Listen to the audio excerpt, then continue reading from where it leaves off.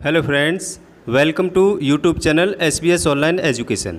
आज मैं आपको फूड के बारे में बताऊंगा। फूड मीन्स भोजन। क्या आपने कभी सोचा है कि हमें भूख क्यों लगती है? हमारे शरीर को भोजन चाहिए होता है, इसलिए भूख लगती है। अब हमारे शरीर को भोजन क्यों चाहिए होता है? क्योंकि हमारा शरीर हमेशा कार्य करता रहता है। जब हम खेलते हैं, पढ़ते हैं, चलते हैं या दौड़ते हैं, इन सभी क्रियाकलापों में हमारा शरीर कार्य करता रहता है। हमारे शरीर के कई अंग तब भी कार्य करने में लगे रहते हैं जब हम सोते हैं, जैसे हमारा हृदय, पाचन क्रियाएं, श्वसन क्रियाएं आदि अपना कार्य करने में लगे रहते हैं। ये सारा कार्य करने के लिए हमारे शरीर को बहुत ज़्यादा ऊर्जा की ज़रूरत पड़ती है और यह ऊर्जा हमें भोजन से प्राप्त होती है। इसीलिए हमें भूख लगती है और हम भोजन करते हैं। फूड मीन्स भोजन। We eat food to get energy to study, play and work, grow and keep ourself fit and healthy. हम खाना खाते हैं ताकि हमें ऊर्जा मिले, जिससे कि हम खेल सकें, पढ़ाई कर सकें और कोई कार्य कर सकें, जिससे में ऊर्जा की खपत होती है और हम अपने शरीर का विकास कर सकें। या जैसे बच्चे होते हैं, उनका शरीर बढ़ रहा होता है तो उन्हें ऊर्जा की ज़रूरत पड़ती है और हम अपने शरीर को फिट और हेल्थी रख सकें, इसलिए हम खाना खाते हैं। अब हम देखते हैं न्यूट्रिएंट्स। न्यूट्रिएंट्स मीन्स पोषक तत्व। The substances that are needed by our body for good health and growth are called nutrients. ऐसे तत्व जो हमारे शरीर के लिए बहुत ज़रूरी होते हैं और जो हमारे शरीर का अच्छा विकास और हमारे शरीर को स्वस्थ रखें, उनको हम न्यूट्रिएंट्स कहते हैं। Nutrients present in our food are carbohydrates, protein, fats, vitamins and minerals. जो पोषक तत्व हमारे भोजन में पाए जाते हैं वह हैं carbohydrate, protein, fats, vitamin and minerals.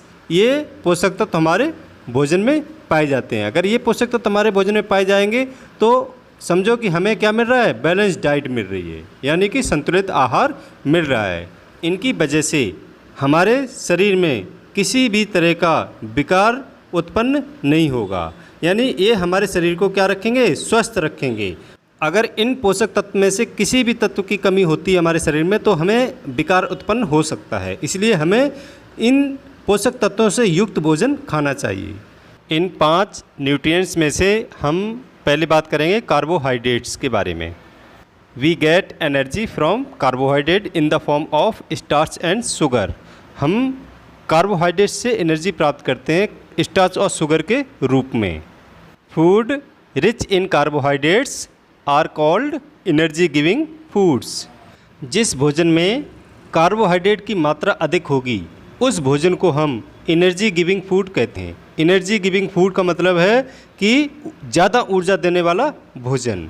जो लोग हैवी फिजिकल वर्क करते हैं, यानी भारी शारीरिक कार्य करते हैं, जैसे लेबर लोग हो गए, किसान लोग हो गए, रिक्शा वाला हो गया और खिलाड़ी हो गया, इनको ज़्यादा कार्बोहाइड्रेट वाला भोजन चाहिए होता है, क्योंकि यह भोजन उनको ज़्यादा ताकत और ऊर्जा प्रदान करेगा।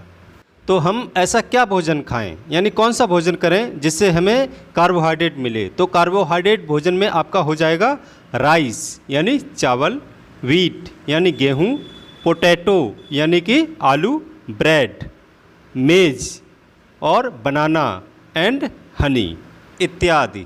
इस तरह के भोजन अगर हम खाएंगे तो हमें कार्बोहाइड्रेट की मात्रा मिलती रहेगी।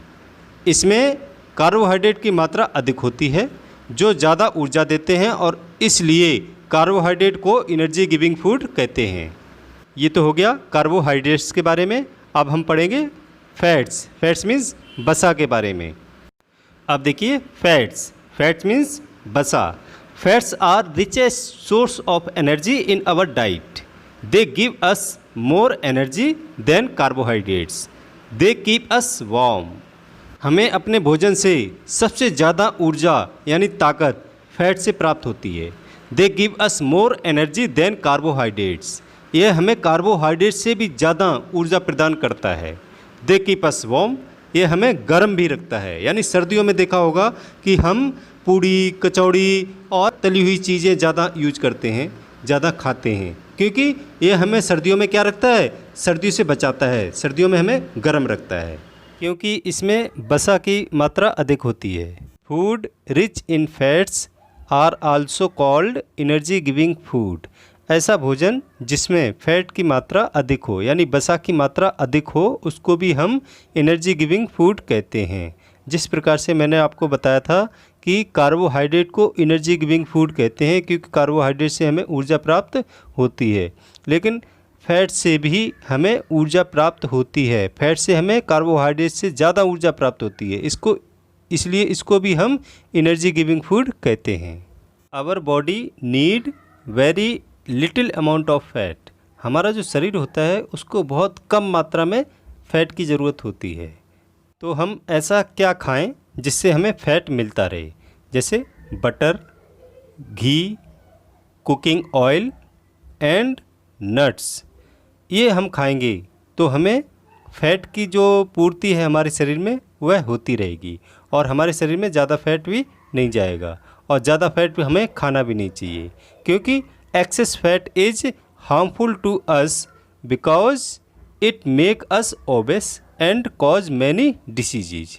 यानी कि अगर हम ज़्यादा फैट खाएंगे, तो यानी ज़्यादा फैट वाली चीज़ें खाएंगे, वसा वाली ज़्यादा चीज़ें खाएंगे, तो ये हमारे शरीर के लिए क्या है, हानिकारक है, क्योंकि इससे हम क्या हो जाएंगे, मोटे हो जाएंगे और हमें कई सारी बीमारियां पकड़ लेंगी। तो इसलिए हम कम से कम फैट वाली चीज़ें खाएं, जिससे हम फिट भी रहेंगे और हेल्थी भी रहेंगे, और हमें बीमारियां भी नहीं होंगी। अब हम बात करेंगे प्रोटीन के बारे में। प्रोटीन हमारे शरीर को बढ़ने में, यानी शरीर का विकास करने में मदद करता है।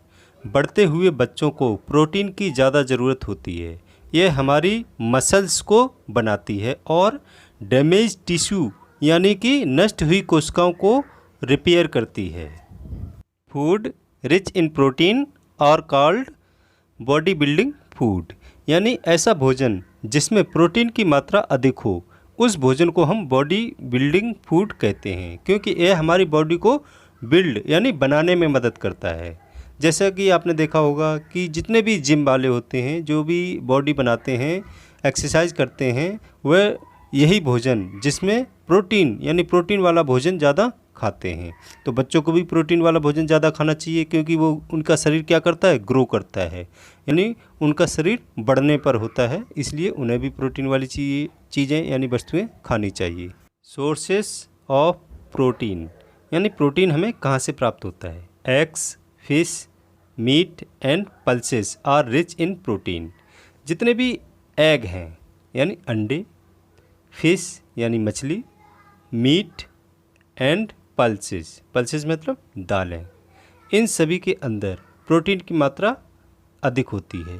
इसीलिए बच्चों और एक्सरसाइज करने वाले लोगों को इसी तरह का भोजन खाना चाहिए। जो लोग नॉनवेज हैं वो नॉनवेज का इस्तेमाल कर सकते हैं, और जो नॉनवेज नहीं है यानी कि जो मांस मच्छी नहीं खाते हैं वो दालों का प्रयोग कर सकते हैं, दलहन वाली चीज़ें खा सकते हैं, वो वहाँ से प्रोटीन को प्राप्त कर सकते हैं।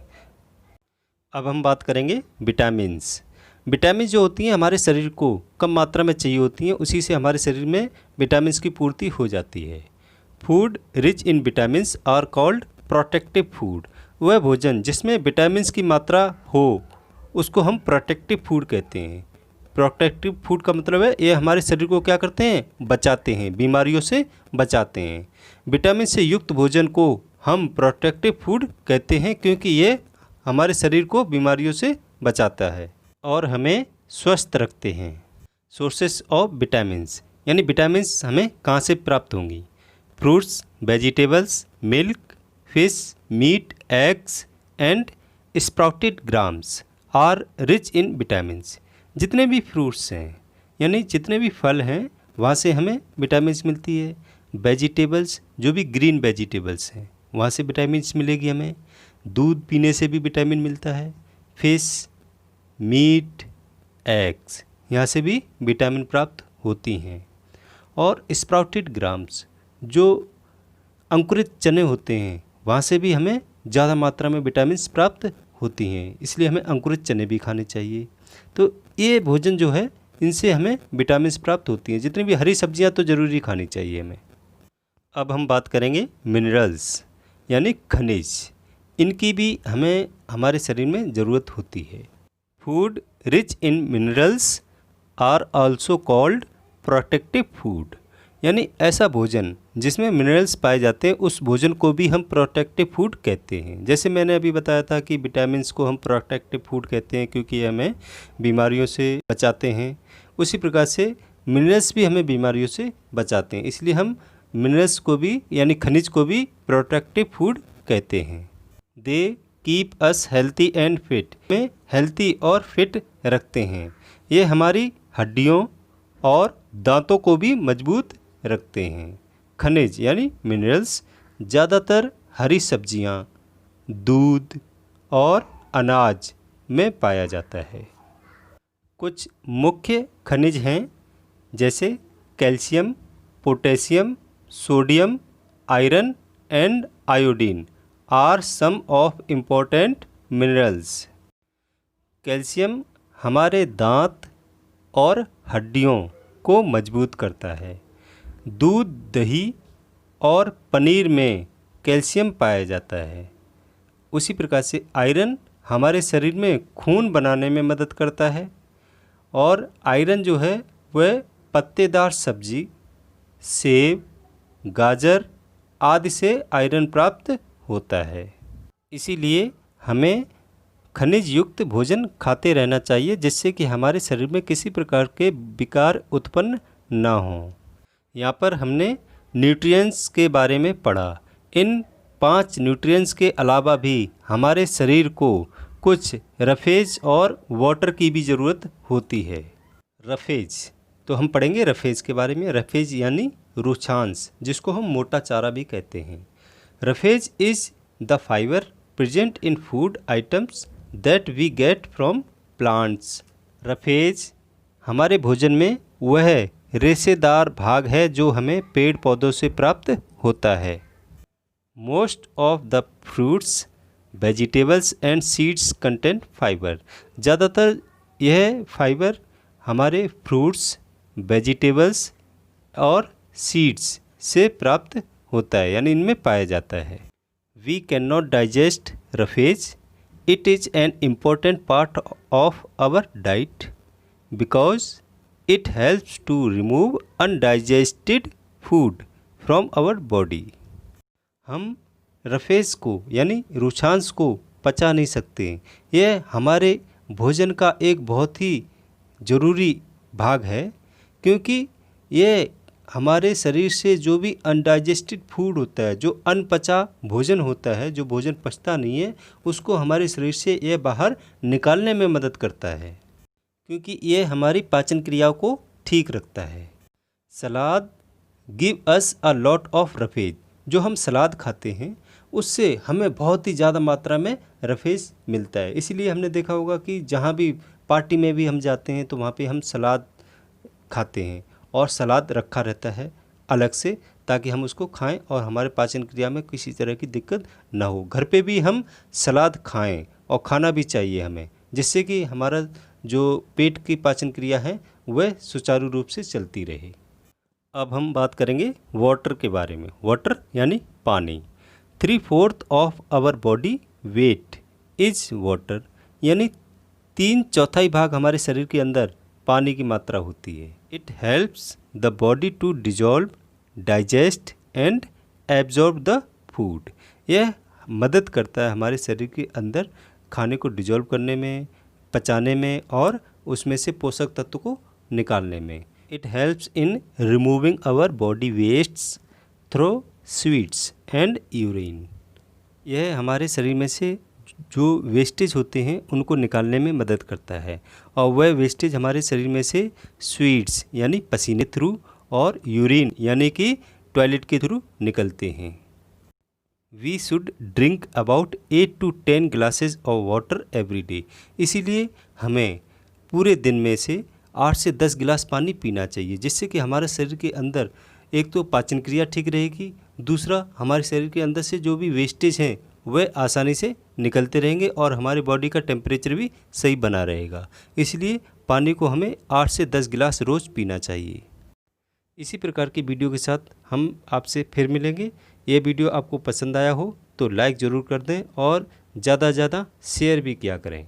और जो लोग नए हैं, जिन्होंने अभी तक हमारा चैनल सब्सक्राइब नहीं किया है, वे कृपया करके सब्सक्राइब कर लें और बेल आइकन को ज़रूर दबा लें, जिससे कि मेरे नए नए नोटिफिकेशन और नए नए वीडियो जो भी आएंगे वे आपको आसानी से मिलते रहेंगे। मेरा ये वीडियो देखने के लिए आप सभी लोगों का धन्यवाद।